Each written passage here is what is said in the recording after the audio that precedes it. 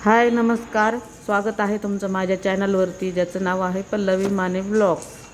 तर आपल्या घरगुती पद्धत सोपी पद्धतीनं आपण शेवभाजी करणार आहोत। तर मी इथं घेतलेले आहेत बारीक चिरलेले कांदे, लसण, हिरवी थोडी लालसर हिरवी मिरची, कोथिंबीरीच्या काड्या आणि थोडी शेव आणि थोडीशी शेंगदाणे।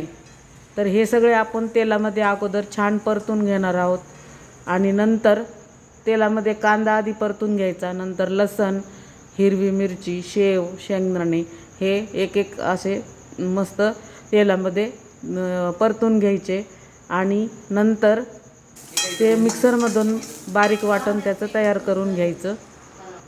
अशा पद्धतीनं हे बघा, हे वाटण तयार झालेलं आहे आणि नंतर मग फोडणीची तयारी सुरू केलेली आहे।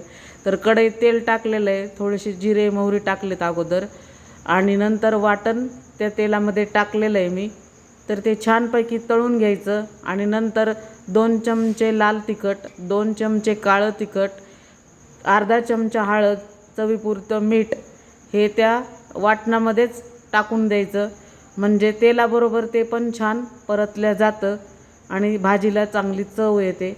तर हे बघा, अशा पद्धतीनं ते मिक्स करून घ्यायचं वाटणामध्ये आणि तेलामध्ये 5-10 मिनटं तसंच तळू द्यायचं। त्याला छानपैकी तळत आलेलं तडतड तडतड आवाज आल्यानंतर मग मिक्सरमध्ये उरलेलं वाटण आहे त्याच्यात पाणी टाकून ते भाजीमध्ये टाकायचं आणि वरून थोडं कोमट पाणी करून ते पण भाजीमध्ये टाकायचं आणि छान अशी उकळी द्यायची भाजीला, खळखळ खळखळ उकळू द्यायचं 5 मिनटं आणि नंतर बघा कसा कलर आलेला आहे छान। आणि मग नंतर वाटीमध्ये भाजी काढून त्यात शेव टाकायची। मग तुम्ही डेकोरेशन तुमच्या पद्धतीनं भाजीला कसं डेकोरेशन करायचं ते तुम्ही करू शकता किंवा साध्या पद्धतीनं आपलं कांदा लिंबू घेऊन भाजी भाकरीबरोबर किंवा पोळीबरोबर तुम्ही छानपैकी खाऊ शकता।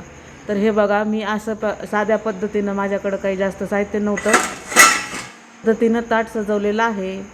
धन्यवाद।